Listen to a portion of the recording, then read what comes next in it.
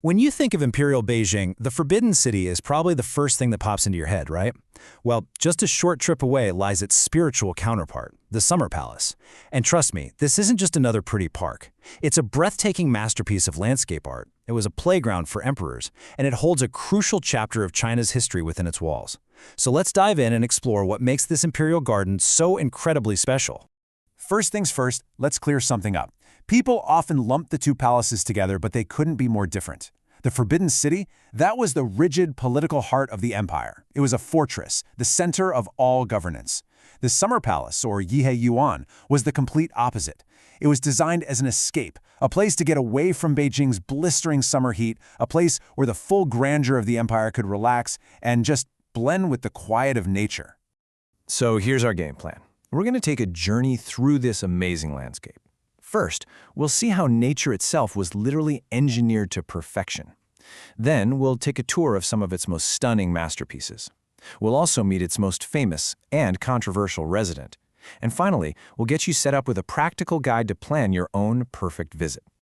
You see, the Summer Palace is more than just a garden. It's a profound statement. It's all about the Chinese philosophy of balancing what humanity builds with the works of heaven or nature. The goal isn't to conquer nature, but to live in harmony with it, even if that harmony needs a little bit of, well, epic engineering.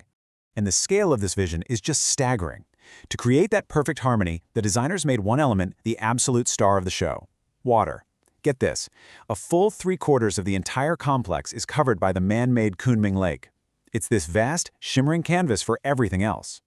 And this is where the genius really kicks in. They didn't just dig a massive lake. They took every single bit of soil and rock they dug out and used it to build the 60-meter-tall longevity hill right next to it. So the lake literally created the hill, and the hill gives the lake its beautiful backdrop. It's a perfect, self-contained system. This cleverness also extended to how you see the garden. To make it feel endless, the designers used an ancient technique called jiejing, which means borrowed scenery. The idea is to create views that strategically pull the landscape from outside the garden walls in, so that distant mountains feel like they're just another part of the garden itself.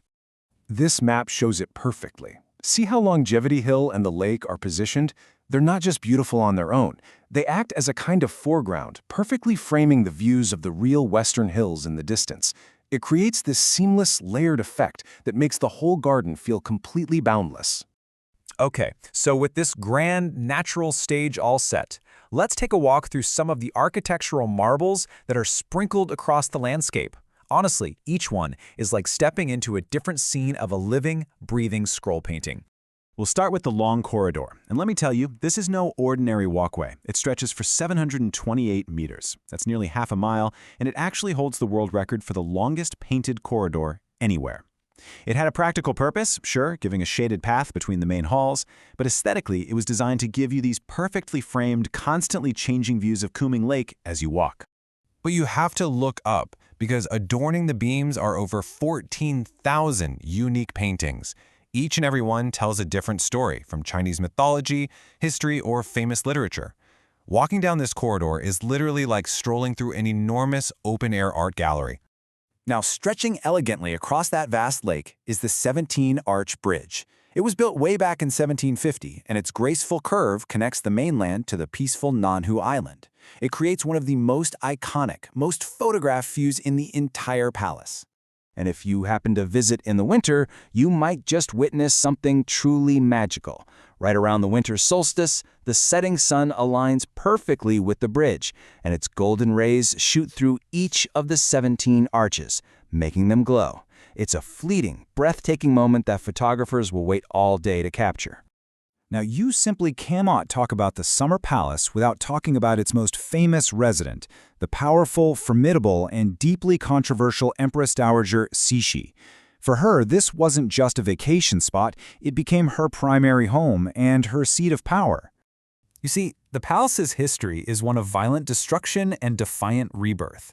It was originally built in 1750, but then it was burned to the ground by Anglo-French forces in 1860. It was Cixi who pushed for its complete reconstruction in 1888, giving it the name we know today, only for it to get damaged all over again in 1900 during the Boxer Rebellion. But her obsession with this place came at a huge cost. To pay for the massive rebuilding project, she diverted enormous sums of money that had been designated for modernizing the Chinese Navy. This single act turned the palace into a complicated symbol. On one hand, a masterpiece of restored beauty, but on the other, a lightning rod for national controversy and a monument to imperial excess. Okay, with all that history in mind, let's fast forward to today. The Summer Palace is now a UNESCO World Heritage Site that welcomes millions of visitors. So if you're planning on being one of them, here's what you need to know to make the most of your visit. All right, here are the essentials for 2026. Just take note of the different hours and ticket prices for the peak season versus the off-season. The basic admission gets you into the main park, but I really recommend getting the combo ticket. That'll give you access to the key inner areas like the amazing Tower of Buddhist Incense and the museum. This place is enormous, so having a good route is absolutely key to not getting exhausted. Here's a fantastic 2.5-hour tour that hits all the highlights. You start at the East Palace Gate, walk that incredible long corridor, then make the climb up Longevity Hill for those spectacular panoramic views. From there, head down to the famous marble boat. And, here's the pro tip, catch a ferry across the lake. It saves you so much walking and gives you a whole new perspective before you cross the 17-arch bridge to leave. And finally, just a few crucial tips to make your visit perfect. First, book your tickets online in advance. You'll thank me when you walk right past the massive queues. Second, and I cannot say this enough, wear comfortable shoes. You're going to be doing a lot of walking. Again, that boat ride is a real leg saver. The easiest way to get there is Metro Line 4. And just keep in mind that some inner gardens are closed on Mondays. For the absolute best weather, you really want to aim for spring or autumn. So, when you step back, what is the Summer Palace, really? Is it a tranquil garden where art and nature become one? A political stage for one of China's most powerful women? Or is it a symbol of national resilience, a place that rose from the ashes not once, but twice? Well, maybe the answer is all of the above. It's a living, breathing monument that invites you to walk its paths and decide for yourself.